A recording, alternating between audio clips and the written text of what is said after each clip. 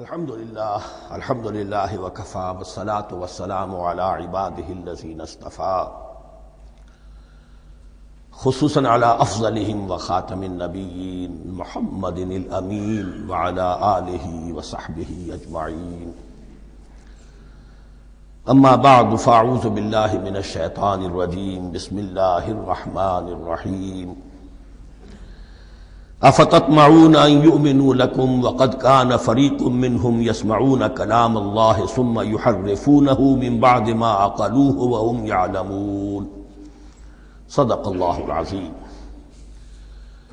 رب اشرح لي صدري ويسر لي امري واحلل عقدة من لساني يفقهوا قولي اللهم ربنا الهمنا رشدنا واعذنا من شرور انفسنا اللهم ارنا الحق حقا وارزقنا اتباعه وارنا الباطل باطلا وارزقنا اجتنابه اللهم وفقنا لما تحب وترضى اللهم ربنا آنس وحشتنا في قبورنا وارحمنا بالقرآن العظيم اللهم اجعله لنا إماما ونورا وهدى ورحمة اللهم ذكرنا منه ما نسينا وعلمنا منه ما جهلنا وارزقنا تلاوته آناء الليل وآناء النهار واجعله لنا حجة يا رب العالمين آمین۔ اب تک ہم نے سورہ بقرہ کے 8 رکوع اور اس پر مستزاد صرف 3 آیات کا مطالعہ کیا ہے۔ آج میں چاہتا ہوں کہ ہماری رفتار قدرے تیز ہو۔ تو یہ جو سلسلہ مضمون چل رہا ہے خطاب بے امت سابقہ امت مسلمہ بنی اسرائیل، ان کے ساتھ خطاب کا سلسلہ سورہ بقرہ میں 5ویں رکوع سے شروع ہوا اور 15ویں رکوع کے آغاز تک چلے گا۔ یہ 10 رکوع ہے۔ عرض کر چکا ہوں بار بار، اور اس کو میں چاہتا ہوں آپ اچھی طرح ذہن نشین کر لیں کہ اس میں سے پہلا رکوع جو ہے وہ دعوت کا ہے، وہ بہت فیصلہ کن ہے۔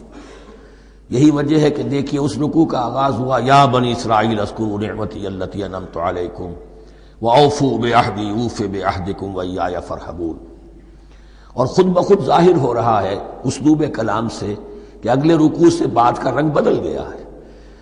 یا بنی اسرائیل اذکروا نعمتی التی انعمت علیکم وانی فضلتکم علی العالمین واتقوا یوما لا تجزی نفس عن نفس شیئا ولا يقبل منها شفاعت ولا یؤخذ منها عدل ولا هم ينصرون۔ یہ تہدید کا انداز ہے، دھمکی کا انداز ہے۔ تو میں نے عرض کیا تھا کہ 5واں رکوع اس خطاب میں بمنزلہ فاتحہ ہے، بہت اہم ہے، اور بقیہ جو 9 رکوع ہیں ان میں بریکٹ کا انداز ہے کہ 2 آیتوں سے بریکٹ شروع ہوتی ہے، انہی 2 آیتوں پر بریکٹ ختم ہوگی۔ یہ ملامت کا خطاب ہے، اور ان کے خلاف ایک مفصل فرد قرارداد جرم جو ہے وائد کی گئی ہے، جس کے نتیجے میں وہ اس منصب سے معزول کر دیے گئے جس پر 2000 برس سے فائز تھے، اور ان کی جگہ پر اب امت محمد، نئی امت مسلمہ علی صاحب الصلاۃ والسلام، اب اس کا نصب، اس کی انسٹالیشن، اور اس کی انسٹالیشن سیریمنی کے طور پر تحویل قبلہ کا معاملہ۔ یہ ربط کلام اگر سامنے نہ رہے تو انسان کھو جاتا ہے قرآن مجید کی طویل صورتوں کو پڑھتے ہوئے کہ بات کہاں سے چلی تھی، کدھر جا رہی ہے، کیا ربط ہے، کیا تعلق ہے، سیاق کلام کیا ہے۔ اس کو میں اس لیے بار بار، حالانکہ مجھے معلوم ہے کہ وقت کم ہے، لیکن میں اس چیز کو زیادہ اہمیت دے رہا ہوں۔ اب ان 9 رکوعوں کے مضامین میں کچھ تو واقعات ہیں، تم نے یہ کیا، تم نے یہ کیا، تم نے یہ کیا۔ ظاہر بات ہے ترجمہ تو کرنا ہوگا، کچھ مختصر وضاحت بھی کرنی ہوگی، لیکن ان کے تفصیل میں جانے کی ضرورت نہیں۔ لیکن آپ نے دیکھا کہ کچھ واقعات کے بعد پھر کچھ ایسے یونیورسل ٹروتھس بیان ہوئے ہیں، ایسے عظیم حقائق کہ جو ابدی حقائق ہیں، ان کا کسی وقت سے، کسی قوم سے، کسی خاص گروہ سے تعلق نہیں، وہ تو اصول ہیں، سنت اللہ ہم انہیں کہہ سکتے ہیں، یہ اللہ کے جو عام قوانین ہیں، قواعد ہیں اس کائنات میں۔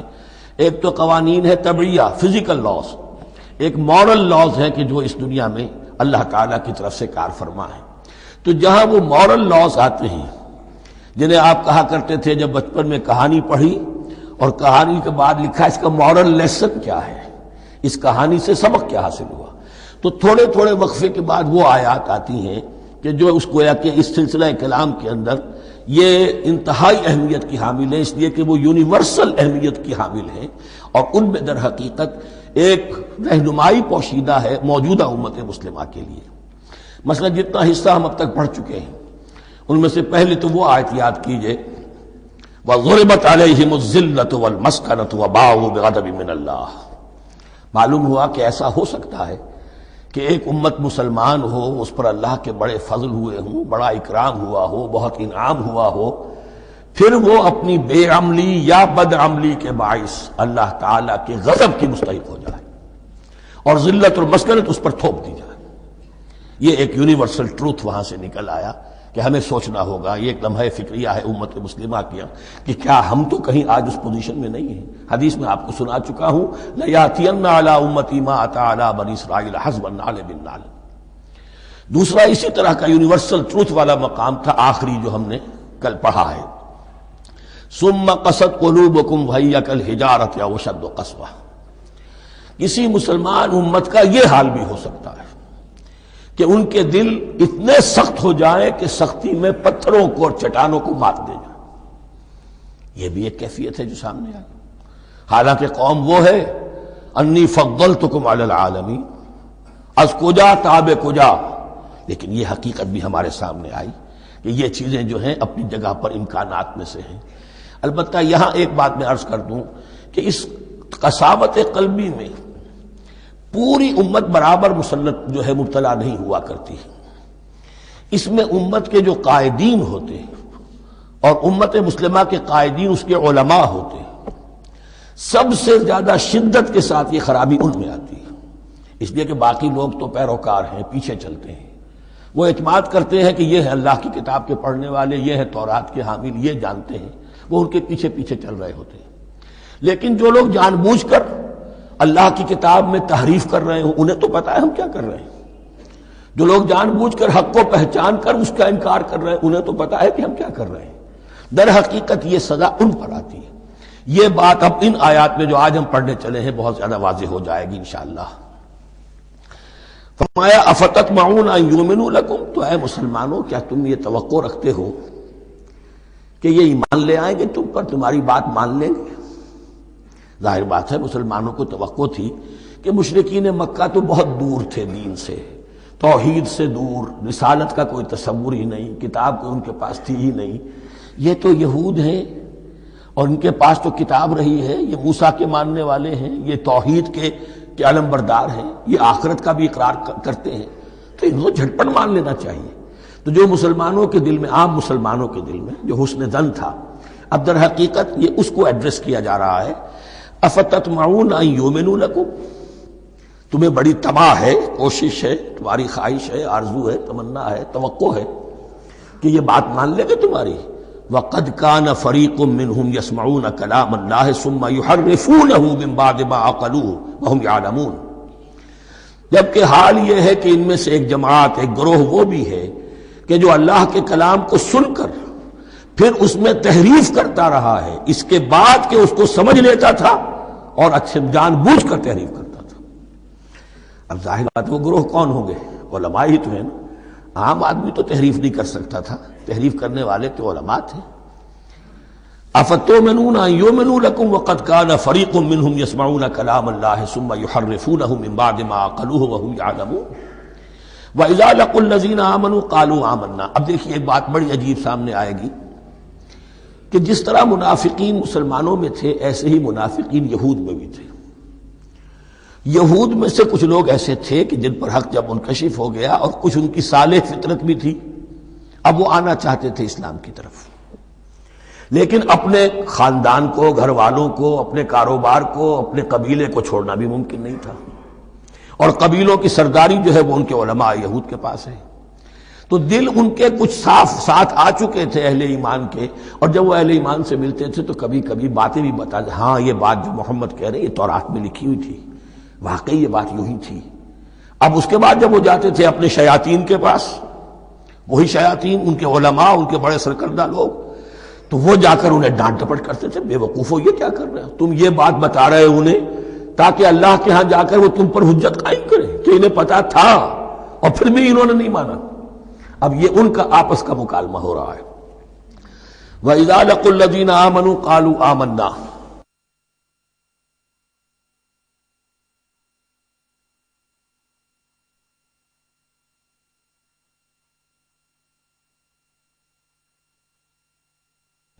اور ان میں سے کچھ لوگ ہیں کہ جب ملتے ہیں اہل ایمان سے تو وہ کہتے ہیں ہم ایمان لے آئے.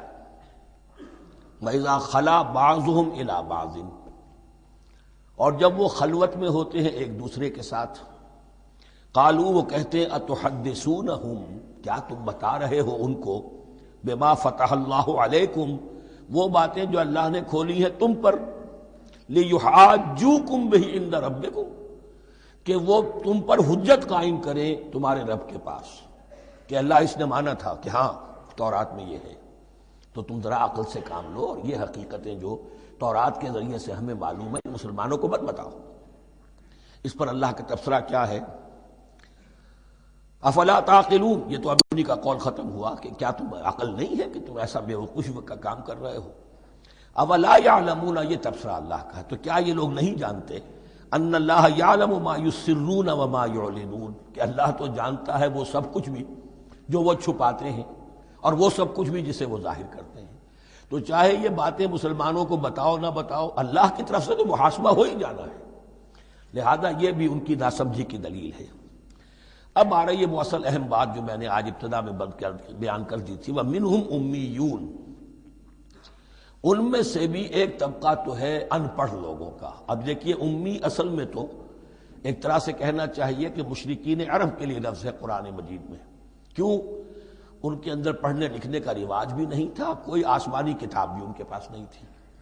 لیکن اب یہود کے بارے میں کہا جا رہا ہے، جیسے آج مسلمان ہیں کہ اکثر و بیشتر مسلمان تو جاہل ہیں، چاہے پی ایچ ڈی کیا ہوا ہو، پی ایچ ڈی تو فزکس میں کیا ہوا ہے، قرآن کی الف بیتیں نہیں آتی، دین کے جو ہیں مبادی تک سے ناواقف ہیں، بہت پڑھے لکھے، اس کو ہمارے بعد لوگ کہتے ہیں پڑھے لکھے جاہل.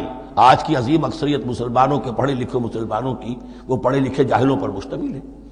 اس میں شامل کر لیجئے ہماری اکثریت جو ہے ہی بغیر پڑھی لکھی. تو اب انہیں کیا پتا، وہ تو سارا اعتماد کریں گے علماء پر. کوئی بریلوی ہیں بریلوی علماء پر اعتماد کریں گے، کوئی دیوبندی ہیں وہ دیوبندی علماء پر اعتماد کریں گے، کوئی اہل حدیث ہیں وہ اہل حدیث علماء پر اعتماد کریں گے. منہم امیون، اب امیون کا سہارا کیا ہوتا ہے؟ منہم امیون لا یعلمون الکتاب الا امانیہ، وہ کتاب سے تو واقف نہیں ہوتے، اپنی کچھ خواہشات ہیں کہ جن کو جانتے ہیں. یہ خواہشات بعد میں کھل جائے گا. یہ خواہشات کیا ہیں؟ ہم تو اسرائیلی ہیں، ہم تو اللہ کے محبوب ہیں، ہم تو امت محمد میں ہیں، ہماری تو شفاعت ہو ہی جائے گی. یہ امانی ہے، تلک امانیہم، اور ہمیں تو جہنم میں داخل کیا بھی تو تھوڑے سے عرصے کے لیے، ہمیں نکال لیا جائے گا. یہ امانی ہے. تو ان کے پاس تو یہ تو ان امانی، امنیہ کہتے ہیں خواہش، امانی اس کی جمع ہے. یہ اپنی خواہشات، انگریزی کا لفظ صحیح تعبیر کرے گا وشفل تھنکنگ، یہ اپنی اس وشفل تھنکنگ کے سہارے جی رہے ہیں، علم ان کے پاس ہے ہی نہیں. وَإِنْهُمْ إِلَّا يَظُنُّونَ، اور وہ نہیں کچھ کر رہے مگر ظن و تخمین، گمان ہے، ان کے اپنے من گھڑت خیالات ہیں. فَوَيْلٌ لِّلَّذِينَ يَكْتُبُونَ الْكِتَابَ بِأَيْدِيهِمْ، تو اصل ہلاکت اور بربادی اور ویل کے بارے میں بعض روایات یہ بھی آئی ہیں کہ وہ جہنم کا وہ طبقہ ہے جس سے خود جہنم پناہ مانگتی ہے، سخت ترین. تو وہ ویل، وہ تباہی جو ہے ان کے لیے ہے جو کتاب لکھتے ہیں اپنے ہاتھ سے، ثم یقولون ھذا من عند اللہ، اور پھر کہتے ہیں یہ اللہ کی طرف سے ہے، لیشتروا بہ ثمنا قلیلا، تاکہ کو حاصل کر لیں اس سے کچھ بڑی گھٹیا سی حقیر سی قیمت. یعنی فتویٰ نویسی جس کا معاملہ ہے. اب کوئی شخص آیا، اس نے ایک رائے پوچھی، انہوں نے اپنا جو بھی ہے وہ لکھا اور کہا یہی دین کا تقاضا ہے، بس یہی علم ہے، یہی اللہ کی بات ہے. اب اس میں کتنا کچھ واقعتاً انہوں نے صحیح بات کہی ہے، کتنی ہٹ درمی سے کام لیا ہے، کتنی کسی رشوت کے مبنی کو رائے دی ہے، خود بدلتے نہیں قرآن کو بدل دیتے ہیں، وہ کس درجہ فقیہان حرم بے توفیق. تو یہ ان کے علماء کا کردار تھا. ثم یقولون ھذا من عند اللہ لیشتروا بہ ثمنا قلیلا فویل لہم مما کتبت ایدیہم، تو ہلاکت اور بربادی ہے ان کے لیے اس چیز سے کہ جو ان کے ہاتھوں نے لکھی. وویل لہم مما یکسبون، اور ان کے لیے ہلاکت اور بربادی ہے اس کمائی سے جو وہ کر رہے ہیں. یہ سارا دھندا جو ہے فتویٰ فروشی کا اور دین فروشی کا، اس کے لیے تباہی وہ اپنے لیے مول لے رہے ہیں، اس سے کوئی ان کو اللہ تعالیٰ کے ہاں کوئی اجر و ثواب نہیں ملے گا۔ وقالوا، اب یہ آگے امانی، وقالوا لن تمسنا النار الا ایاما معدودہ، وہ کہتے ہیں ہمیں تو آگ چھو ہی نہیں سکتی، ہاں گنتی کے چند دن، صرف یہ کہ دوسروں کی آنکھوں میں دھول جھونکنے کے لیے کہ کوئی اعتراض نہ کر دے، اللہ ہمیں آگ میں پھینکا جا رہا اور ان کو نہیں پھینکا جا رہا، یہ ہم سے بھی بدتر تھے کردار میں، تو شاید ان کا منہ بند کرنے کے لیے چند دن کے لیے ہمیں جہنم میں ڈال دیں گے، پھر فوراً نکال لیں گے۔ وقالوا لن تمسنا النار الا ایاما معدودہ، اور وہ کہتے ہیں کہ نہیں چھو سکتی ہمیں آگ مگر گنتی کے چند دن۔ قل اتخذتم عند اللہ عہدا، ان سے کہیے کیا تم نے اللہ سے کوئی عہد لے لیا ہے، کوئی قول و قرار ہو گیا ہے؟ فلن یخلف اللہ عہدہ، کہ تمہیں یہ یقین ہے کہ اللہ اپنے عہد کے خلاف نہیں کرے گا؟ ام تقولون علی اللہ ما لا تعلمون، یا تم اللہ کی طرف اس بات کی نسبت کر رہے ہو، تہمت جب لگا رہے ہو، جڑ رہے ہو یہ بات اللہ پر جو تم نہیں جانتے، جس کے لیے تمہارے پاس کوئی علم نہیں ہے۔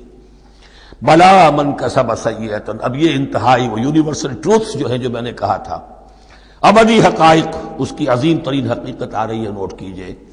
بلا، کیوں نہیں، من کسب سیئۃ، جس شخص نے جان بوجھ کر ایک گناہ کمایا، لیکن گناہ بڑا، کبائر، صغائر نہیں، سیئۃ، یہ اس کی جو تنکیر ہے وہ ایک کا فائدہ بھی دے رہی ہے اور تفخیم کا بھی۔ جس نے بھی جان بوجھ کر کسبا، ایک گناہ کمایا، فاحاطت بہ خطیئتہ، اور اس کی خطا نے اس کا گھیراؤ کر لیا، یعنی ایک ہی گناہ ہے، سود کھا رہا ہے، باقی نماز ہے، تہجد ہے، یہ ہے وہ ہے، لیکن اس ایک گناہ کی برائی بھی اتنی اس کے گرد جو ہے چھا جائے گی کہ پھر اس کی یہ ساری نیکیاں ختم ہو کر رہ جائیں، ایک گناہ۔ بلا من کسب سیئۃ واحاطت بہ خطیئتہ فاولئک اصحاب النار هم فیہا خالدون، اس میں ہمارے مفسرین نے یہ لکھا ہے کہ اس کی خطا کاری اتنی اس کے اوپر چھا جائے کہ ایمان کا کوئی اثر باقی نہ رہے۔ اور المعاصی برید الکفر، یہ علماء کے ہاں اصول ہے کہ یہ جو گناہ ہوتے ہیں یہ ڈاک ہے کفر کی، ہوتے ہوتے گناہ پر مداومت اگر اس پر چلتا ہے تو اصل میں ہوتے ہوتے ہوتا یہ ہے کہ اسے پتہ بھی نہیں ہوتا، وہ اپنے آپ کو مسلمان سمجھتا ہے، اندر سے ایمان ختم ہو چکا ہوتا ہے۔ دیمک کی طرح جو ہے وہ دروازے کی چوکھٹ جو ہے کھائی گئی، اوپر صرف ایک ونیئر لگا ہوا ہے جو نظر نہیں آ رہا۔ یہ عقل جو ہے اللہ نے دیمک کو بھی دی ہے کہ چھوٹی سی چھپٹی چھوڑ دینا تاکہ دھوکہ کھاتے رہیں لوگ گھر والے، باقی یہ کہ اندر سے کھوکھلا کر دیا۔ اولئک اصحاب النار، یہ آگ والے ہیں، ہم فیہا خالدون، جو اس میں ہمیشہ ہمیشہ رہیں گے۔ یہ ہے قاعدہ کلیہ، قرآن کا قطعی اور ابدی فیصلہ۔ والذین آمنوا وعملوا الصالحات، ہاں اس کے برعکس جو لوگ ایمان لائیں اور نیک عمل کریں۔ اب نیک عمل میں ہر شخص نے اپنا اپنا نظریہ بنا رکھا ہے۔ مراد نیک عمل قرآن مجید کا کیا ہے؟ دین کے سارے تقاضوں کو ادا کرنا، وہ نیک عمل ہوگا۔ آپ نے ایک نیکی لے لی، یتیم خانہ کھول دیا، بڑی فاؤنڈیشن بنا دی، بیواؤں کا انتظام ہو رہا ہے، لیکن کاروبار میں سودی لین دین ہے، جھوٹ ہے، فریب ہے، دھوکہ ہے، سب چل رہا ہے، تو یہ نہیں ہے۔ دین کے تقاضے یہ بھی ہے کہ دین کو قائم کرنے کی جد و جہد میں لگو، اس کی شرائط پوری کرو۔ تو فرمایا والذین آمنوا وعملوا الصالحات اولئک اصحاب الجنہ هم فیہا خالدون، وہ ہیں جنت والے اور وہ اس میں ہمیشہ ہمیشہ رہیں گے۔ وَإِذْ أَخَذْنَا مِيثَاقَ بَنِي إِسْرَائِيلَ لَا تَعْبُدُونَ إِلَّا اللَّهَ، اور یاد کرو جب کہ ہم نے بنی اسرائیل سے عہد لیا تھا تم نہیں عبادت کرو گے کسی کی سوائے اللہ کے۔ وَبِالْوَالِدَيْنِ إِحْسَانًا، اور اس کے ساتھ دوسرا حکم، اور یہ اہم مقام ہے کہ اللہ کے حق کے فوراً بعد والدین کے حق کا ذکر قرآن مجید میں 4 مقامات پر آیا، ان میں سے ایک مقام یہ ہے وَبِالْوَالِدَيْنِ إِحْسَانًا، والدین کے ساتھ نیک سلوک کرو گے، وَذِي الْقُرْبَى، اور قرابت داروں کے ساتھ بھی، وَالْيَتَامَى، اور یتیموں کے ساتھ بھی، وَالْمَسَاكِينَ، اور محتاجوں کے لیے بھی، وَقُولُوا لِلنَّاسِ حُسْنًا، اور لوگوں سے اچھی بات کہو، اچھی بات کہو، صحیح بات کہو، امر بالمعروف کرتے رہو، نیکی کی دعوت دیتے رہو۔ وَأَقِيمُوا الصَّلَاةَ وَآتُوا الزَّكَاةَ، اور نماز قائم کرو، قبائل قائم رکھو اور زکوٰۃ ادا کرو گے، یہ گویا کہ معاہدہ ہو رہا ہے۔ ثم تولیتم، پھر دیکھو تم نے اس سے پیٹھ موڑ لی، الا قلیلا منکم، سوائے تم میں سے تھوڑے سے لوگوں کے، وانتم معرضون، اور تم ہو ہی پھر جانے والے، تمہاری یہ عادت گویا کہ طبیعت ثانیہ ہے۔ اب ایک خاص مثال آ رہی ہے، اور اس کے بعد پھر ایک بہت بڑا یونیورسل ٹروتھ آئے گا۔ مثال کیا ہے؟ اللہ نے ان سے ایک عہد لیا تھا، وَإِذْ أَخَذْنَا مِيثَاقَكُمْ، ہم نے تم سے یہ عہد بھی لیا تھا، لَا تَسْفِكُونَ دِمَاءَكُمْ، دیکھو اپنا خون نہیں بہاؤ گے، یعنی آپس میں جنگ نہیں کرو گے، لڑو گے نہیں، تم بنی اسرائیل ایک وحدت بن کر رہو گے، جیسے کہ قرآن مجید میں آیا ہے انما المؤمنون اخوۃ، تم بھائی بھائی ہو، لا تسفکون دماءکم، اپنا خون نہیں بہاؤ گے، ولا تخرجون انفسکم من دیارکم، اور نہ ہی تم نکالو گے اپنے کچھ لوگوں کو ان کے گھروں سے۔ اب یہاں مجھے وضاحت کرنی پڑے گی ورنہ بات سمجھ میں نہیں آئے گی کہ جب حضرت یوشع ابن نون کی سرکردگی میں بنی اسرائیل نے فلسطین کو فتح کرنا شروع کیا، اور سب سے پہلے جیریکو فتح کیا گیا شہر، اس کے بعد جب سارا فلسطین فتح کر لیا تو انہوں نے ایک مرکزی حکومت قائم نہیں کی، 12 قبیلوں نے 12 حکومتیں بنا لی، جیسے 12 چشمے تھے پانی کے ویسی 12 حکومتیں۔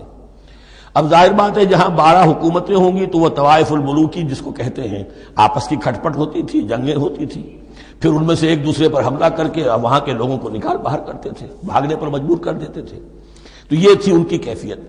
لیکن اس کے بعد پھر جب وہ لوگ چلے گئے کہیں کفار کے ملک میں چلے گئے، اب کفار نے جو ہے ان کو لا کر اور ان کے سامنے ان کے ہاں بیچنا چاہا، چونکہ غلام بن گئے وہاں جا کر، یا انہوں نے غلام بنا لیا، تو اب فدیہ دے کر چھڑا رہے ہیں کہ ہمیں حکم دیا گیا ہے کہ جو بھی تمہارا اسرائیلی بھائی ہو اس کو فدیہ دے کر چھڑا لو اگر کہیں وہ اسیر ہو جائے۔ تو ایک حکم کو تو مانا نہیں اور دوسرے پر عمل ہو رہا ہے۔ حکم تو یہ تھا کہ آپس میں خون ریزی کرو ہی نہیں، اس حکم کو تو توڑ دیا، لیکن بڑے متقیانہ انداز میں اب جو اس وقت اس کی وجہ سے جو غلام بن گئے یا اسیر ہو گئے اب ان کو چھڑوا رہے کہ اللہ کا حکم ہے، شریعت کا حکم ہے۔ یہ ہے وہ تضاد جو مسلمان امتوں کے اندر ہو جاتا ہے، اس پر آئے گا وہ یونیورسل ٹروتھ۔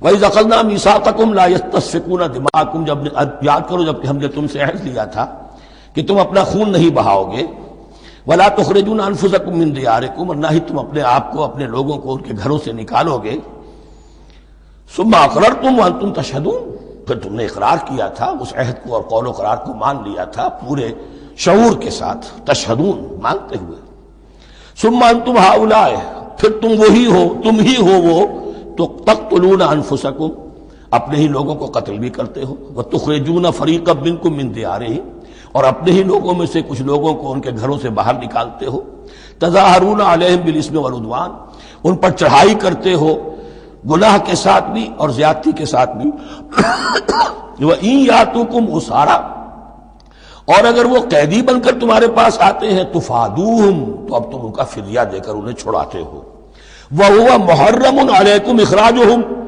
حالانکہ ان کا تو نکالنا ہی تم پر حرام کیا گیا تھا۔ اب یہ واقعہ آپ نے پڑھ لیا، سمجھ لیا، اب دیکھیے اس سے جو سبق ہے، مورل لیسن ہے جو ابدی ہے، أَفَتُؤْمِنُونَ بِبَعْضِ الْكِتَابِ وَتَكْفُرُونَ بِبَعْضٍ، تو کیا تم ہماری شریعت کے ایک حصے کو مانتے ہو اور ایک کو نہیں مانتے؟ اب دیکھیے یہ الفاظ اب ہوں گے تعویل عام، جہاں کہیں بھی یہ طرز عمل ہوگا تو یہ آیت اس کو کور کرے گی۔ افتؤمنون ببعض الکتاب وتکفرون ببعض، تو کیا تم مانتے ہو ہماری کتاب کے ایک حصے کو اور ایک کو نہیں مانتے؟ فما جزاء من يفعل ذلك منکم، تو نہیں ہے کوئی سزا اس کی جو یہ حرکت کرے تم میں سے، الا خزي فی الحیات الدنیا، سوائے اس کے کہ دنیا کی زندگی میں رسوائی ہو، ذلت ہو، ویوم القیامہ، اور قیامت کے دن یردون الی اشد العذاب، وہ لوٹا دیے جائیں شدید ترین عذاب میں، وما اللہ بغافل عما تعملون، اور اللہ تعالیٰ غافل نہیں ہے اس سے جو تم کر رہے ہو۔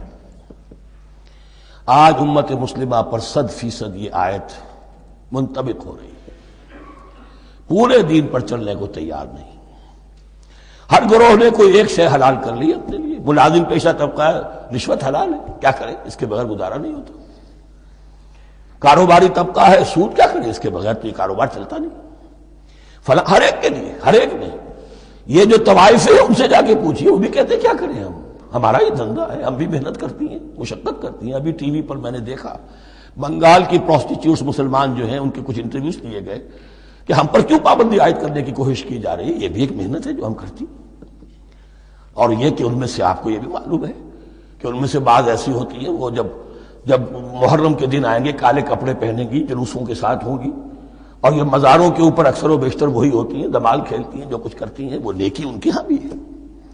تو نیکی اور بدی کا ایک امتزاج ہے۔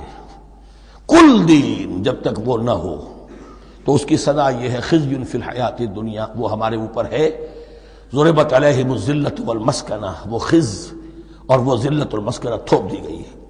باقی رہ گیا قیامت کا معاملہ، وَيَوْمَ الْقِيَامَةِ يُرَدُّونَ إِلَىٰ أَشَدِّ الْعَذَابِ، شدید ترین عذاب میں۔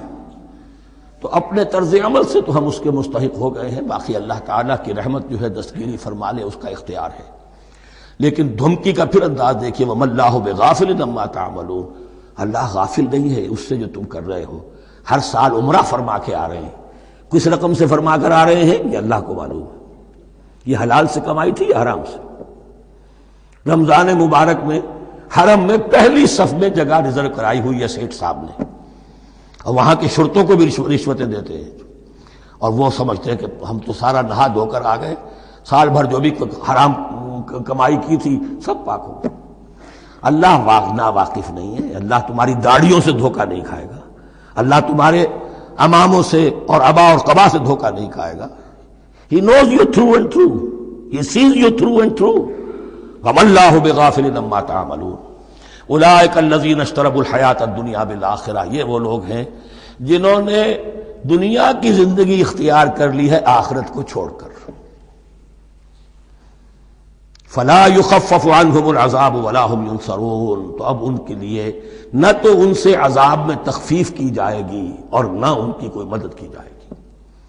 وَلَقَدْ آتَيْنَا مُوسَى الْكِتَابَ وَقَفَّيْنَا مِن بَعْدِهِ بِالرُّسُلِ، اور ہم نے موسیٰ کو کتاب دی تورات، اور قفینا من بعدہ بالرسل، اور پھر اس کے بعد پے بپے لگاتار ہم رسول بھیجتے رہے۔ ایک بات نوٹ کر لیجئے گا، لفظ رسول اور لفظ نبی میں کچھ فرق ہے، اس وقت تفصیل میں جانے کا موقع نہیں ہے، لیکن یہ تین جوڑے الفاظ کے ایسے ہیں قرآن مجید کی اصطلاحات کے کہ وہ تینوں مترادف کے طور پر بھی استعمال ہو جاتے ہیں اور علیحدہ علیحدہ اپنا مفہوم بھی رکھتے ہیں۔ اور اس کا ایک اصول یہ علماء نے بنایا ہے کہ اذا اجتمع تفرقا واذا تفرقا اجتمع۔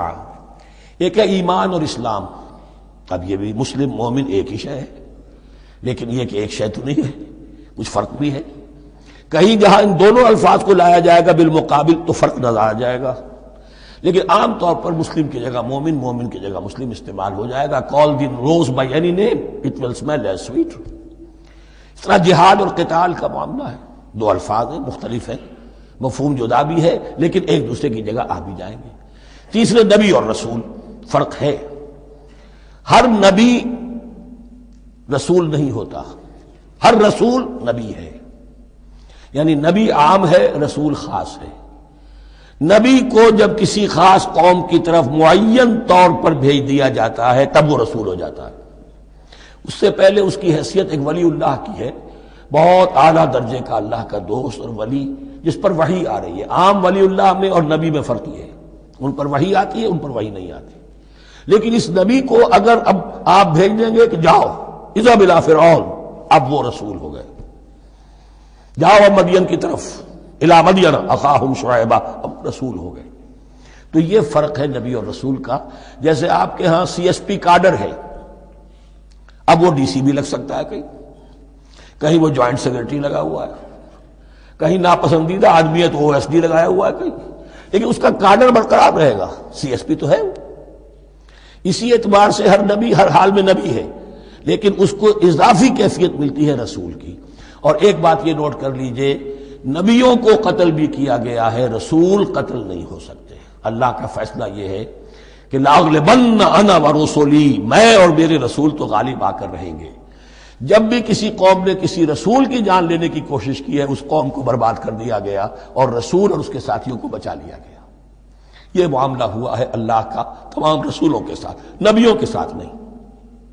حضرت یحییٰ نبی تھے، قتل کر دیے گئے. حضرت عیسیٰ رسول تھے، قتل نہیں کیے جا سکتے تھے، ان کو زندہ آسمان پر اٹھا لیا گیا. اب وہی دوبارہ آئیں گے. تو رسول جو ہے وہ قتل نہیں ہوتا. اور اسی اعتبار سے حضور کی بڑی گہری تمنا تھی، لَوَدِدتُّ أَنْ أُقْتَلَ فِي سَبِيلِ اللَّهِ ثُمَّ أُحْيَا ثُمَّ أُقْتَلَ ثُمَّ أُحْيَا. میری بڑی خواہش ہے میں اللہ کی راہ میں قتل ہو جاؤں، پھر زندہ کیا جاؤں، پھر قتل کیا جاؤں، پھر اللہ کی راہ میں پھر زندہ کیا جاؤں، پھر قتل کیا جاؤں. لیکن اللہ نے یہ خواہش آپ کی پوری نہیں کی، اس لیے کہ آپ اللہ کے رسول تھے. اب یہاں نوٹ کیجئے گا، یہاں لفظ رسول تو آ گیا ہے لیکن یہ نبی کے معنی میں ہے. قَفَّيْنَا مِن بَعْدِهِ بِالرُّسُلِ، اس لیے کہ رسول حضرت موسیٰ کے بعد حضرت عیسیٰ ہی ہے. درمیان میں پروفٹس ہیں، prophets of the Old Testament, یہ انبیاء ہیں، لیکن ان کے لیے لفظ رسول آ گیا ہے.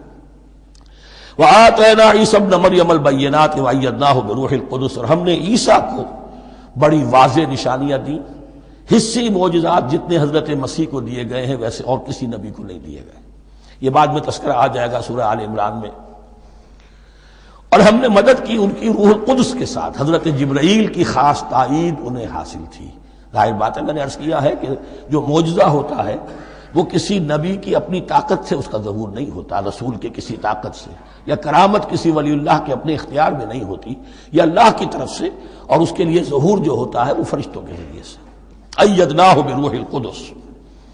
افکلما جاءکم رسول بما لا تہوی انفسکم، اب یہاں پر تبصرہ ہو رہا ہے. جو بھی کچھ یہود نے کیا حضرت مسیح کے ساتھ وہ چونکہ معلوم ہے اس کا تذکرہ نہیں کیا، صرف اس پر تبصرہ ہو رہا ہے. تو جب بھی کبھی تمہارے پاس کوئی رسول آیا، بما لا تہوی انفسکم، وہ چیز لے کر جو تمہارے جیوں کو، تمہارے من کو بھائی نہیں، اچھی نہیں لگی، استکبرتم، تم نے استکبار کیا. وہی استکبار جو عزازیل نے کیا تھا اور ابلیس بن گیا. ابا واستکبر. استکبرتم ففریقا کذبتم وفریقا تقتلون، تو کچھ کو تو تم نے صرف ان کی تردید ہی کی اور کچھ کو تم نے قتل بھی کیا. تقتلون، تو یہ انبیاء کے قتل ہو سکتا ہے. اور نمبر 2 ایک رائے یہ دی گئی ہے، تقتلون جو ہے قتل تم نہیں آیا ہے، یہ فعل مضارع ہے، اور فعل مضارع کے اندر ایک فعل جاری رہتا ہے، ختم نہیں ہوتا. گویا کہ تم قتل کرنے کی کوشش کرتے رہے. بعض لوگوں کی تو جان کے در پہ ہو گئے. وقالوا قلوبنا غلف، اور انہوں نے کہا ہے کہ ہمارے دل تو غلافوں کے اندر بند ہیں. یہ اس کو ملائیے پہلی آیت جو آج ہم نے پڑھی ہے، افتطمعون ان یؤمنوا لکم، تو اے مسلمانوں کیا تم یہ توقع رکھتے ہو اور چاہتے ہو کہ یہ تمہاری بات مان لیں گے؟ ان کی اس خواہش کے جواب میں جو وہ کہتے تھے وہ یہ قول ہے، وقالوا قلوبنا غلف، ہمارے دل غلافوں میں ہیں، میاں تمہاری بات ہم پر اثر نہیں کر سکتی، جاؤ کسی اور سے بات کرو.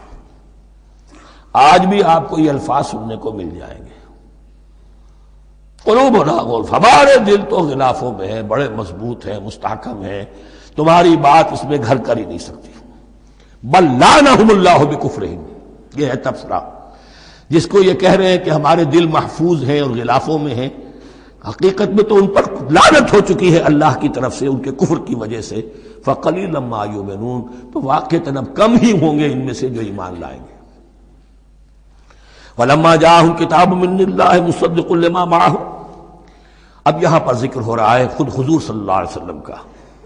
اور جب آ گئی ان کے پاس کتاب اللہ کے پاس سے، یعنی یہ قرآن، مصدق لما معہم، جو اس کی تصدیق کرتے ہوئے آیا جو ان کے پاس ہے. میں اس کی وضاحت کر چکا ہوں. قرآن ایک طرف تصدیق کرتا ہے تورات اور انجیل کی، اور دوسری طرف وہ مصداق بن کر آیا ہے تورات اور انجیل کی پیشن گوئیوں کا. وَكَانُوا مِن قَبْلُ يَسْتَفْتِحُونَ عَلَى الَّذِينَ كَفَرُوا، اور ان کا حال یہ تھا کہ وہ آخری کتاب اور آخری نبی کے حوالے اور واسطے سے اللہ تعالیٰ سے فتح کی دعائیں کیا کرتے تھے کافروں کے خلاف. ہوتا کیا تھا کہ یہ 3 قبیلے مدینے میں آ گئے کہ جو یہودی تھے، بنو قینقاع، بنو نذیر اور بنو قریظہ. اسی میں وہاں رہتے تھے اوس اور خزرج جو یمن سے آئے تھے، اصل عربی قبائل تھے. پھر آس پاس کے قبائل بھی تھے، وہ سب کے سب امیین میں سے تھے، ان کے پاس نہ کوئی کتاب، نہ کوئی شریعت، نہ کسی نبوت سے آگاہ. اب ان کے آپس میں جب لڑائیاں ہوتی تھیں اور یہ مار کھاتے تھے، سرمایہ دار تھے، دولت والے تھے، عام طور پر بزدل تھے، لہذا جب بھی کبھی مقابلہ ہوتا تھا مار کھاتے تھے. تو وہاں یہ کہا کرتے تھے کہ ابھی تو تم ہمیں مار لیتے ہو، دبا لیتے ہو، نبی آخری زمان کی آنے کا وقت آ چکا ہے، وہ نئی کتاب لے کر آئیں گے، جب وہ آئیں گے ہم ان کے ساتھ ہو کر جب تم سے جنگ کریں گے تو تم ہمیں شکست نہیں دے سکو گے، ہمیں فتح حاصل ہوگی۔ اور دعا کیا کرتے تھے اللہ اس نبی آخر الزماں کا ظہور جلد ہو تاکہ اس کے واسطے سے اور اس کے ذریعے سے اس کے صدقے ہمیں فتح مل سکے۔ یہ دعائیں تھیں۔ چونکہ خزرج اور اوس کے لوگوں نے ان کی یہ دعائیں سنی ہوئی تھیں، یہی وجہ ہے کہ حج میں سن 11 نبوی کے حج میں یا سن 10 نبوی کے حج میں جب وہاں پر 6 آدمیوں سے حضور نے بات کی جو خزرج کے تھے سب کے سب، انہوں نے کڑنکھیوں سے ایک دوسرے کو دیکھا، معلوم ہوتا ہے یہ وہی نبی ہے جن کا ذکر یہ یہودی کرتے ہیں، تو اس سے پہلے کہ وہ ایمان لائے تم ایمان لے آؤ۔ گویا کہ وہ علم بالواسطہ طور پر جو انہیں پہنچا تھا وہ ان کے لیے کتنا بڑا سرمایہ بن گیا، ان کی نجات کا ذریعہ بن گیا۔ اور وہ علم جو ان کے پاس تھا تعصب کی وجہ سے اور تکبر کی وجہ سے وہ اسی طرح رہ گئے۔ فَذَهَبَ اللَّهُ بِنُورِهِمْ وَتَرَكَهُمْ فِي ظُلُمَاتٍ لَا يُبْصِرُونَ صُمٌّ بُكْمٌ عُمْيٌ فَهُمْ لَا يَرْجِعُونَ۔ وَلَمَّا جَاءَهُمْ كِتَابٌ مِّنْ عِندِ اللَّهِ مُصَدِّقٌ لِّمَا مَعَهُمْ وَكَانُوا مِن قَبْلُ يَسْتَفْتِحُونَ عَلَى الَّذِينَ كَفَرُوا فَلَمَّا جَاءَهُم مَّا عَرَفُوا كَفَرُوا بِهِ، تو جب ان کے پاس آ گئے وہ چیز جسے انہوں نے پہچان لیا پھر انہوں نے کفر کیا۔ فَلَعْنَةُ اللَّهِ عَلَى الْكَافِرِينَ، تو اللہ کی لعنت ہے ایسے کافروں پر۔ بِئْسَ مَا اشْتَرَوْا بِهِ أَنفُسَهُمْ أَن يَكْفُرُوا بِمَا أَنزَلَ اللَّهُ بَغْيًا أَن يُنَزِّلَ اللَّهُ مِن فَضْلِهِ عَلَىٰ مَن يَشَاءُ مِنْ عِبَادِهِ، بہت بری شے ہے جس کے عوض کہ انہوں نے اپنی جانوں کو فروخت کر دیا۔ یعنی دنیا کا حقیر سا نفع، یہاں کی حقیر سی مسندیں، یہاں کا جو بھی چودراہٹیں ہیں، جو بھی ان کی حیثیت ہے، صرف اس کا قربانی دینے کو تیار نہیں، یہی تو سبب ہے، اس کی وجہ سے کفر کر رہے ہیں پہچان کر۔ تو بری ہے وہ شے جس کے لیے انہوں نے اپنے آپ کو بیچ دیا۔ ان یکفروا، کہ وہ کفر کر رہے ہیں اس وجہ سے، بما انزل اللہ بغیا، جو اللہ نے نازل فرمایا ہے، اور کفر کیوں کر رہے ہیں؟ اس زدم زدہ میں ان ینزل اللہ من فضلہ علی من یشاء من عبادہ، کہ اللہ تعالیٰ نے نازل کر دیا ہے اپنے اس فضل میں سے اپنے بندوں میں سے جس پر چاہا۔ وہ اس امید میں تھے کہ وہ اسرائیلی ہی ہوگا۔ جب 1400 برس تک نبوت ہمارے پاس رہی، اب فترت کا زمانہ ہے، 600 برس گزر گئے، اب آخری نبی آنا ہے، ان کو گمان یہ تھا وہ ہم میں سے ہی ہوگا۔ یہاں یہ ہوا کہ یہ رحمت اللہ کی اور یہ فضل جو ہے بنی اسماعیل پر ہو گیا۔ اس کی وجہ سے زدم زدہ بغین، اس بغین کے لفظ کو اچھی طرح نوٹ کر لیجئے، یہ اختلاف جو ہوتا ہے دین میں اس کا اصل سبب یہ بغین کا لفظ آئے گا بار بار قرآن مجید میں۔ یہ بغین کیا ہے؟ جسے عہد حاضر کے ایک خاص جو مکتب فکر ہے سائیکالوجی کا، ایڈلر کا، اس میں یہ قرار دیا گیا ہے کہ انسان کے جو موٹیوز ہیں، جو اس کا انسٹنکٹس ہیں، ان میں ایک بہت پاورفل موٹیو جو ہے to dominate, urge to dominate. میں اس کی بات کیوں مانوں، یہ کیوں نہ میری مانے، یہ ڈومینیشن۔ تو بغین، بغیا کے معنی بھی ہے حد سے بڑھنا، تجاوز کرنا۔ تو وہ اپنی حد سے بڑھ کر دوسروں کے اوپر روب گانٹھنے کے لیے یہ سارا انہوں نے کیا، اس وجہ سے کہ بنی اسماعیل کے ایک شخص محمد صلی اللہ علیہ وسلم پر اللہ تعالیٰ نے یہ رحمت نازل فرما دی۔ فباؤوا بغضب علی غضب، تو وہ لوٹے غضب پر غضب لے کر، یعنی تہ بر تہ غضب ہے ان پر اللہ تعالیٰ کا۔ وَلِلْكَافِرِينَ عَذَابٌ مُّهِينٌ، اور ایسے کافروں کے لیے اہانت آمیز، مہین اہانت سے بنا ہے، اہانت آمیز عذاب ہے۔ وَإِذَا قِيلَ لَهُمْ آمِنُوا بِمَا أَنزَلَ اللَّهُ، اور جب ان سے کہا جاتا ایمان لاؤ اس پر جو اللہ نے نازل فرمایا، قَالُوا نُؤْمِنُ بِمَا أُنزِلَ عَلَيْنَا، ہم ایمان رکھتے ہیں اس پر جو ہم پر نازل ہوا۔ وَيَكْفُرُونَ بِمَا وَرَاءَهُ، اور وہ کفر کر رہے ہیں جو اس کے پیچھے ہے۔ انہوں نے انجیل کا کفر کیا، حضرت مسیح کو نہیں مانا۔ انہوں نے محمد کا کفر کیا ہے صلی اللہ علیہ وسلم، اور قرآن کو نہیں مانا۔ وَهُوَ الْحَقُّ مُصَدِّقًا لِمَا مَعَهُمْ، اور وہ کفر کر رہے ہیں حالانکہ وہ حق ہے، سچ ہے، درست ہے، اور تصدیق کرتے ہوئے آیا ہے اس کی جو ان کے پاس ہے۔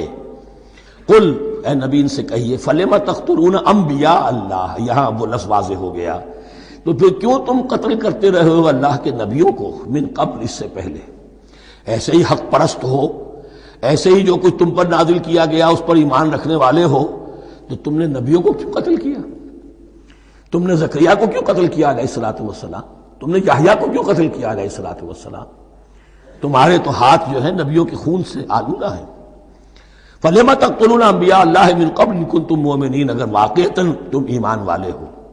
وَلَقَدْ جَاءَكُم مُوسَىٰ بِالْبَيِّنَاتِ، تمہارے پاس موسیٰ آئے تھے کھلی تعلیمات لے کر، واضح معجزے لے کر۔ ثُمَّ اتَّخَذْتُمُ الْعِجْلَ مِن بَعْدِهِ، پھر تم نے اس کے بعد اس کی غیر حاضری میں بچڑے کو اپنا معبود بنا لیا۔ وَأَنتُمْ ظَالِمُونَ، اور تم ظالم ہو۔ وَإِذْ أَخَذْنَا مِيثَاقَكُمْ وَرَفَعْنَا فَوْقَكُمُ الطُّورَ، یاد کرو جب کہ ہم نے تم سے عہد لیا تھا اور تمہارے اوپر کوہ طور کو معلق کر دیا تھا۔ خُذُوا مَا آتَيْنَاكُمْ بِقُوَّةٍ، پکڑو اس کو مضبوطی کے ساتھ جو ہم نے تمہیں دیا ہے۔ وَاسْمَعُوا، اور سنو۔ قَالُوا سَمِعْنَا وَعَصَيْنَا، انہوں نے کہا ہم نے سنا اور نافرمانی کی۔ یہ ان کی ایک اور بیماری تھی، الفاظ کو ذرا سا چکر دے کر ایسے پڑھنا کہ مفہوم جو ہے بالکل بدل جائے۔ کوئی اعتراض کرے تو کہے گا کوئی شخص کہ اپنے کانوں کا جا کے میل نکلوائیے، میں نے تو اطعنا کہا تھا، آپ کو عصینا سننے میں آ گیا۔ لیکن وہ اپنے لوگ جو ہوتے تھے ان کے منافقوں کے، اور آپس میں جو ہوتے تھے وہی منافق اس وقت تھے حضرت موسیٰ کے ساتھ، کردار تو ایک ہی رہا ہے ہمیشہ سے۔ اس کردار کے لوگ جو ہیں یہ حرکتیں کرتے تھے، اور پھر ان سے سرزنش کی جاتی کہ بھائی ہم نے تو کہا تھا سمعنا واطعنا، آپ کے اپنی سماعت میں کوئی خلل ہوگا۔ قالوا سمعنا وعصینا، ہم نے سنا اور ہم نے رد کیا، نافرمانی کی۔ وَأُشْرِبُوا فِي قُلُوبِهِمُ الْعِجْلَ بِكُفْرِهِمْ، اور ان کے اس کفر کی پاداش میں یا کفران نعمت کی سزا کے طور پر ان کے دلوں میں بچھڑے کی محبت اور تقدس جو ہے وہ پلا دیا گیا۔ قُلْ بِئْسَ مَا يَأْمُرُكُم بِهِ إِيمَانُكُمْ إِن كُنتُم مُّؤْمِنِينَ، کہیے ان سے بری ہیں یہ باتیں، برا ہے وہ جس کا کہ حکم دے رہا ہے تمہیں تمہارا ایمان، ایمان کے ساتھ یہ حرکتیں۔ ان کنتم مومنین، اگر تم مومن ہو تو کیا ایمان کے ساتھ یہ حرکتیں ممکن ہوتی ہیں؟ قل ان كانت لكم الدار الآخرة عند الله خالصة من دون الناس فتمنوا الموت ان كنتم صادقین۔ پھر یہ ایک یونیورسل ٹروتھ آ رہا ہے، بہت اہم، اس کو کرتے ہوئے خود انٹروسپیکشن کی ضرورت ہے پڑھتے ہوئے، کیونکہ ان کا یہ خیال تھا نحن ابناء اللہ واحباؤہ، ہم تو اللہ کے بڑے چہیتے ہیں، بڑے لاڈلے ہیں، اولیاء ہیں، ہم پسندیدہ لوگ ہیں، we are the chosen people of the lord, یہ ان کا کہنا جو ہے یہ تو ان کی بڑی کھلی بات ہے۔ اور ان کا کہنا ہے کہ آخرت کا گھر تو ہمارے لیے ہے ہی ہے، اٹھا لو۔ اب دیکھیے لٹمس ٹیسٹ ان کے سامنے رکھا جا رہا ہے، لیکن یہ لٹمس ٹیسٹ میرے اور آپ کے لیے بھی ہے۔ قل ان كانت لكم الدار الآخرة عند الله خالصة من دون الناس، اے نبی ان سے کہیے کہ اگر تمہارے لیے آخرت کا گھر اللہ کے پاس خالص کر لیا گیا ہے دوسرے لوگوں کو چھوڑ کر، یعنی تمہاری ریزرویشن ہو چکی ہے وہاں، تمہارے لیے تو جنت ہی جنت ہے، فتمنوا الموت ان کنتم صادقین، تو اگر تم سچے ہو تو تمہیں موت کی تمنا کرنی چاہیے، موت کی تمنا کرو۔ اگر اتنا ہی یقین ہے جنت میں داخل ہونے کا تو دنیا میں رہنا تم پر گراں ہونا چاہیے۔ یہاں کی تو بہت سی کلفتیں ہیں، بہت سی محنتیں ہیں، مشقتیں ہیں، کتنی کتنی کوفت اٹھانی پڑ جاتی ہے۔ یقین اگر ہو کہ آخرت ہے اور وہاں میرا مقام جنت میں ہے تو زندگی تو لائبلٹی معلوم ہونی چاہیے، ایسٹ معلوم نہیں ہونا چاہیے۔ پھر تو دنیا سجن نظر آنی چاہیے، جیسا کہ حدیث میں فرمایا گیا الدنیا سجن المومن و جنت الکافر، یعنی کم سے کم یہ کہ دنیا میں زیادہ رہنے کی آرزو تو نہ ہو، یہ کم سے کم ہے۔ آخرت پر ایمان، اور اگر اپنا معاملہ اللہ کے ساتھ خلوص پر ہے، دھوکے بازی پہ نہیں ہے، بل الانسان علی نفسہ بصیرہ، ہر انسان کو معلوم ہے میں کہاں کھڑا ہوں، آپ کا دل آپ کو بتا دے گا آپ اللہ کے ساتھ دھوکے بازی کر رہے ہیں یا آپ کا معاملہ اللہ کے ساتھ خلوص و اخلاص پر مبنی ہے۔ اگر یقین ہے کہ خلوص و اخلاص پر ہے تو پھر تو یہ ہے کہ زندگی ایسٹ نہیں لائبلٹی، اور دنیا باغ نہیں قید خانہ نظر آنا چاہیے، اور اس میں انسان رہتا ہے ایک مجبوراً، اللہ نے بھیجا ہے رہنا ہے، جو اس کی طرف سے ذمہ داریاں عائد کی گئی ہیں وہ ادا کرنی ہے، لیکن یہاں رہنے کی خواہش یہ اگر ہے تو یا تو آخرت پر ایمان نہیں یا اپنا اللہ کے ساتھ معاملہ خلوص اور اخلاص پر مبنی نہیں. دس از دی لٹمس ٹیسٹ. فَتَمَنَّوُا الْمَوْتَ إِن كُنتُمْ صَادِقِينَ وَلَن يَتَمَنَّوْهُ أَبَدًا، اور یہ ہرگز نہیں کریں گے تمنا اس کی موت کی، بِمَا قَدَّمَتْ أَيْدِيهِمْ، بسبب ان کرتوتوں کے جو ان کے ہاتھوں نے آگے بھیجے ہوئے ہیں. ہر شخص کو معلوم ہے میں نے کیا کمائی کی ہے، کیا بھیجی ہے. وَاللَّهُ عَلِيمٌ بِالظَّالِمِينَ، اور اللہ ان ظالموں سے بخوبی واقف ہے. وَلَتَجِدَنَّهُمْ أَحْرَصَ النَّاسِ عَلَىٰ حَيَاةٍ، اور تم انہیں دیکھو گے اس دنیا کی زندگی پر تمام انسانوں سے بڑھ کر حریص ہیں. وَمِنَ الَّذِينَ أَشْرَكُوا، یہاں تک کہ مشرکوں سے زیادہ حریص ہیں. اور یہ بات صحیح ہے. اہل ایمان کے ساتھ مقابلہ مشرکین نے کیا، کھل کر میدان میں آ کر کیا، ڈٹ کر کیا، اپنی جانیں اپنے باطل معبودوں کے لیے قربان کی. یہودی نہیں لڑ سکے، من ورائے جدر، فصیلوں کے پیچھے سے اور ادھر سے، لیکن سامنے آ کر مقابلہ نہیں کر سکے، اس لیے کہ انہیں جانیں بہت عزیز تھی.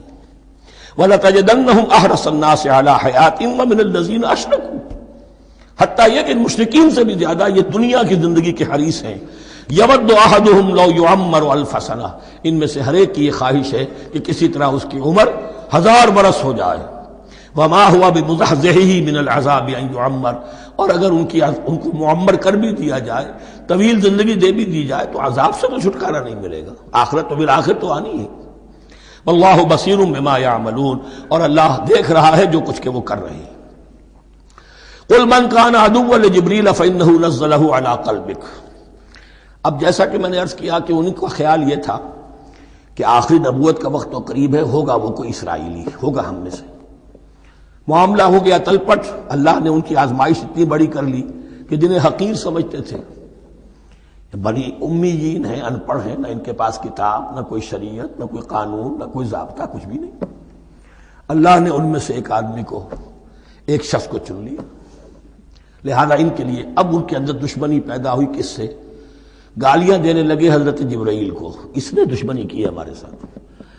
آ تو رہا تھا پیغام ہم میں سے کسی کے لیے، لے گیا ادھر.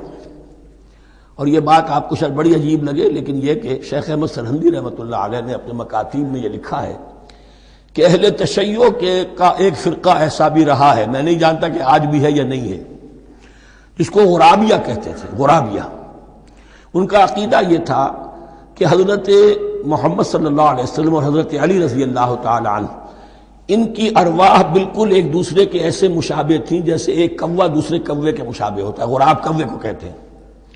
تو جبریل دھوکہ کھا گئے. وہ وہی اللہ نے بھیجی تھی علی کے لیے، لے گئے محمد کے پاس صلی اللہ علیہ وسلم. تو یہ بات جو شیخ احمد سرہندی کی لکھی ہوئی غرابیہ فرقہ ان کا، اب مجھے یہ نہیں معلوم کہ اب بھی ہے یا نہیں ہے، لیکن یہ بات یہود کے ہاں جو ہے وہ موجود تھی. اور بات جان لیجئے، لَيَأْتِيَنَّ عَلَىٰ أُمَّتِي مَا أَتَىٰ عَلَىٰ بَنِي إِسْرَائِيلَ حَسْبَ النَّعْلِ بِالنَّعْلِ، اس کی حقیقت اور سے اور منکشف ہوتی چلی جائے گی. تو اب یہاں فرمایا قُلْ مَنْ كَانَ عَدُوًّا لِجِبْرِيلَ، اے نبی کہہ دیجئے جو کوئی بھی دشمن ہو گیا ہو جبرائیل کا، فَإِنَّهُ نَزَّلَهُ عَلَىٰ قَلْبِكَ بِإِذْنِ اللَّهِ، تو اس نے تو نازل کیا ہے اس قرآن کو آپ کے دل پر اللہ کے حکم سے. جبرائیل کا اپنا اختیار تو نہیں تھا. مُصَدِّقًا لِمَا بَيْنَ يَدَيْهِ، اور یہ تصدیق کرتے ہوئے آیا ہے اس کی جو اس کے سامنے موجود ہے. وَهُدًى وَبُشْرَىٰ لِلْمُؤْمِنِينَ، اور ہدایت اور بشارت ہے اہل ایمان کے لیے. اور اس کے بعد اب فرمایا جا رہا ہے کہ اللہ اور اس کے رسول اور اس کے ملائکہ یہ ایک آرگینک ہول ہیں، یہ ایک جماعت ہے. ان میں کوئی رکھنا نہیں ہو سکتا، ان میں کوئی اختلاف نہیں ہو سکتا. اگر کوئی جبریل کا دشمن ہے تو وہ اللہ کا دشمن ہے، اگر کوئی اللہ کے سچے رسول کا دشمن ہے تو وہ اللہ کا دشمن ہے، جبریل کا بھی دشمن ہے. من کان عدوا للہ وملائکتہ ورسلہ وجبریل ومیکال فإن اللہ عدو للکافرین. تو کان کھول کر سن لو، جو کوئی دشمن ہے اللہ کا اور اس کے فرشتوں کا اور اس کے رسولوں کا اور جبرائیل کا اور میکائیل کا، تو اللہ تعالیٰ کی طرف سے بھی اعلان ہے کہ اللہ ایسے کافروں کا دشمن ہے. وَلَقَدْ أَنزَلْنَا إِلَيْكَ آيَاتٍ بَيِّنَاتٍ، اور اے نبی ہم نے آپ کی طرف نازل کر دی ہیں روشن آیات. وَمَا يَكْفُرُ بِهَا إِلَّا الْفَاسِقُونَ، اور انکار نہیں کرتے ان کا مگر وہی کہ جو سرکش ہے. وَمَا يُضِلُّ بِهِ إِلَّا الْفَاسِقِينَ، تیسرے رکوع میں جو سورہ بقرہ کے الفاظ آئے تھے.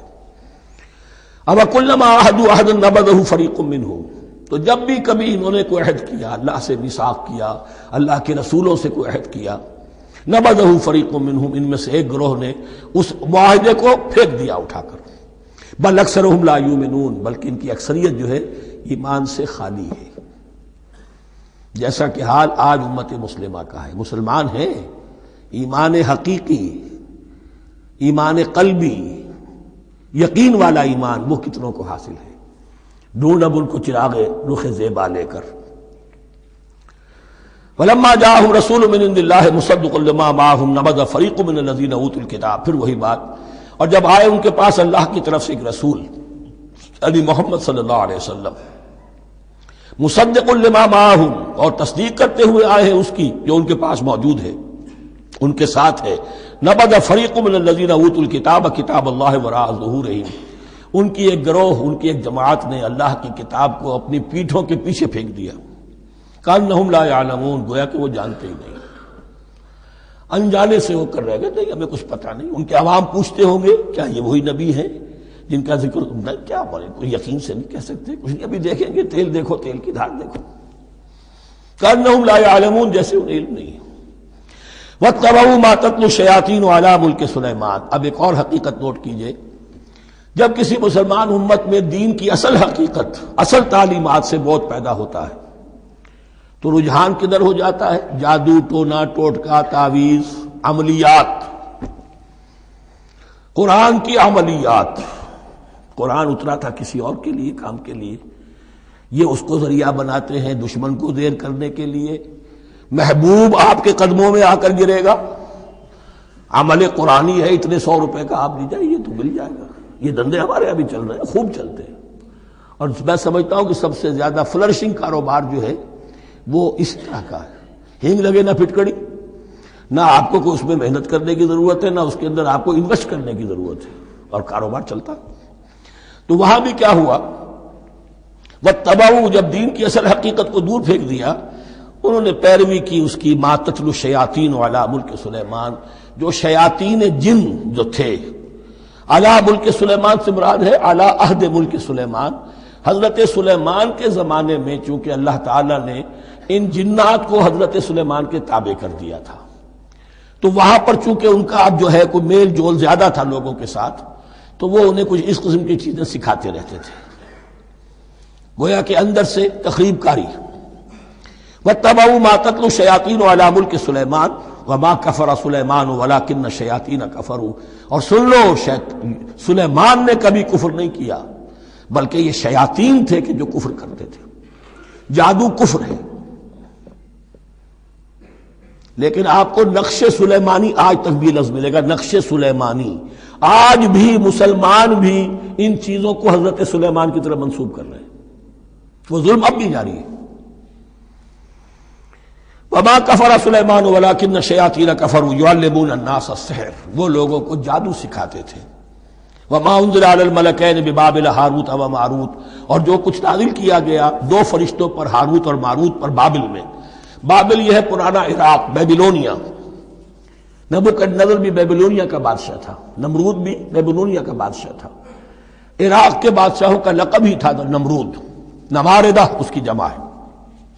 تو حضرت سلیمان کی حکومت جب تھی تو وہاں پر یہ لوگ جنات جو ہیں وہ اس قسم کی تخریب کاری کر رہے تھے، تو اللہ تعالیٰ نے آخری آزمائش کے لیے 2 فرشتوں کو زمین پر اتارا، اور وہ انسانی شکل میں لوگوں کو جادو سکھاتے تھے، بتاتے بھی جاتے تھے دیکھو جادو کفر ہے، ہم سے مت سیکھو، لیکن اس کے باوجود لوگ سیکھتے تھے، تو گویا کہ ان پر اتمام حجت ہو گیا کہ اب ان کے اندر خباثت جو ہے پوری طریقے سے گھر کر چکی ہے۔ وما یعلمان من احد، اور وہ نہیں سکھاتے تھے کسی کو بھی، حتی یقولا انما نحن فتنۃ فلا تکفر، یہاں تک کہ وہ کہہ دیتے تھے کہ دیکھو ہم تمہاری آزمائش کے لیے بھیجے گئے ہیں، ہم فتنہ ہیں، تو تم کفر مت کرو۔ فیتعلمون منہما ما یفرقون به بین المرء وزوجہ، تو وہ سیکھتے تھے ان دونوں سے وہ شے کہ جس کے ذریعے سے تفریق کر سکیں ایک شخص اور اس کی بیوی کے درمیان، تفرقہ ڈالنا گھروں کے اندر، فساد۔ اب بھی یہ عورتوں کے اندر یہ کام بڑی تیزی کے ساتھ چلتے ہیں، تعویذ اور دھاگے اور کیا کچھ گنڈے چلتے ہیں۔ وما هم بضارین بہ من احد، اور نہیں تھے وہ ضرر پہنچانے والے کسی کو کچھ بھی الا باذن اللہ۔ ایمان کا تقاضا یہ ہے کہ چاہے کوئی دوا ہو وہ بھی باذن رب کام کرے گی، ورنہ نہیں۔ کوئی اور اسباب طبیعیہ ہیں، ان کے بھی اثرات ظاہر ہوں گے اگر اللہ چاہے گا، اس کے بغیر کچھ نہیں ہو سکتا۔ جادو کا بھی اثر ہوگا تو اللہ کے اذن سے ہوگا۔ تو بندہ مومن کو ڈٹے رہنا چاہیے اور مقابلہ کرنا چاہیے۔ وما هم بضارین بہ من احد الا باذن اللہ ویتعلمون ما یضرهم ولا ينفعهم، اور وہ سیکھتے تھے ان سے وہ چیزیں جو ان کے لیے مضرت بخش تھی، ضرر پہنچانے والی، اور انہیں نفع نہیں پہنچاتی تھی۔ وَلَقَدْ عَلِمُوا لَمَنِ اشْتَرَاهُ مَا لَهُ فِي الْآخِرَةِ مِنْ خَلَاقٍ، حالانکہ یہ بات ان کے علم میں آ چکی تھی کہ جس نے بھی اس چیز کو حاصل کیا، جادو سیکھا، اس کا پھر آخرت میں کوئی حصہ نہیں ہے۔ وَلَبِئْسَ مَا شَرَوْا بِهِ أَنفُسَهُمْ، اور بری تھی وہ چیز جس کے لیے انہوں نے اپنے آپ کو فروخت کر دیا۔ لَوْ كَانُوا يَعْلَمُونَ، کاش کہ انہیں علم ہوتا۔ وَلَوْ أَنَّهُمْ آمَنُوا وَاتَّقَوْا، اور اگر وہ ایمان رکھتے اور تقوی کی روش اختیار کرتے، لَمَثُوبَةٌ مِّنْ عِندِ اللَّهِ خَيْرٌ، تو بدلہ پاتے اللہ کی طرف سے بہت ہی اچھا، بہت خیر۔ لَوْ كَانُوا يَعْلَمُونَ، کاش کہ ان کو معلوم ہوتا۔ یا ایھا الذین آمنوا لا تقولوا رأینا وقولوا انظرنا واسمعوا، اب ایک اور مثال ان کی، وہ تو تھے منافقین بنی اسرائیل جن کا ذکر ہوا، سمعنا وعصینا۔ اب یہاں یہ منافقین جو یہاں پر مسلمانوں میں شامل ہو گئے تھے، یہود کے زیر اثر لوگ، اور آ گئے ہیں مسلمانوں میں بھی۔ اب ان کا معاملہ کیا تھا؟ جب حضور صلی اللہ علیہ وسلم کی محفل میں بیٹھتے تھے تو جیسے ہوتا ہے، آپ نے کوئی بات فرمائی تو اگر فرض کیجئے کہ ادھر کے لوگوں نے نہیں سنی، بات سمجھ میں نہیں آئی، تو وہ ان سے درخواست کرتے تھے رعاینا، حضور ذرا ہماری رعایت کیجئے، بات کو دوبارہ دہرا دیجئے، ہماری سمجھ میں نہیں آیا۔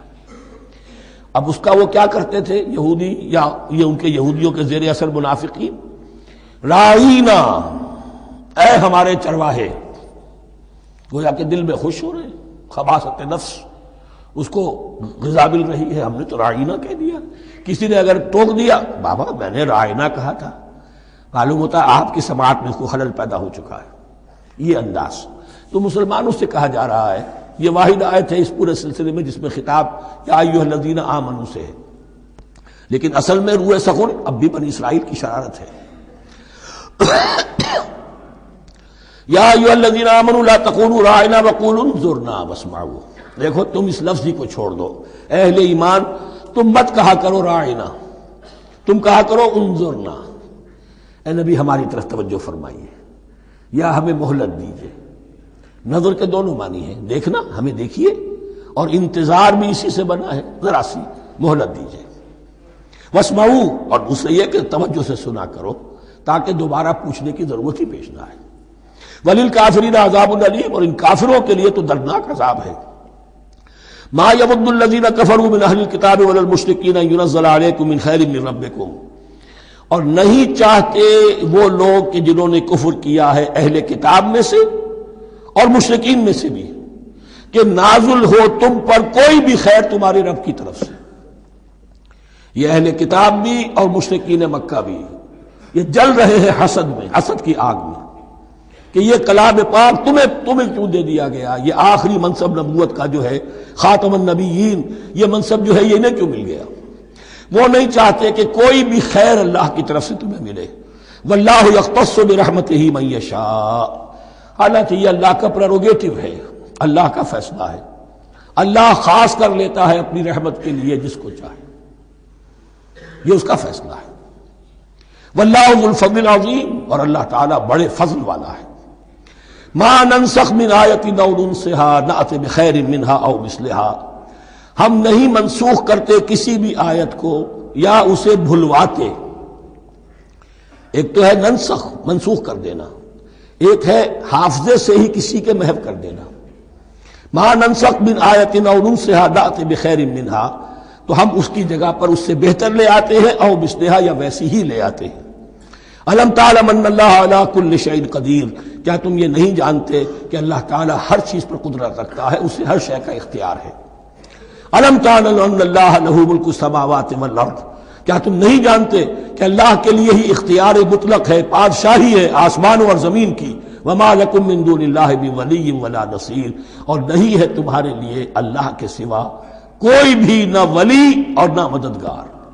بارک اللہ لی ولکم فی القرآن العظیم ونفعنی وإیاکم بالآیات والذکر الحکیم۔